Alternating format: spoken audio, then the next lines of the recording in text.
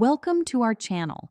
If you need quick access to cash and want to use Cash App's Borrow feature to get a small loan, follow these step-by-step instructions. Step 1.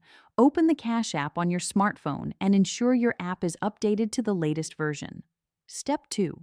Tap on the Banking tab, represented by a $ icon, at the bottom of the screen. Step 3. Scroll down to see if Borrow appears as an option. Note that Cash App Borrow is not available to all users and eligibility varies. Step 4. If Borrow is available, tap on it and select Unlock to see how much you can borrow, typically between $20 and $200. Step 5. Review the loan terms including the interest rate, repayment period, usually 4 weeks, and any fees associated with the loan. Step 6. Choose the amount you want to borrow and tap Continue to proceed with the application. Step 7. Accept the loan agreement and confirm the transaction. The borrowed funds will be deposited into your Cash App balance immediately. Step 8.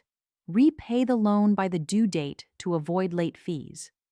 Payments can be made manually or automatically through Cash App. Don't forget to like this video and subscribe to our channel.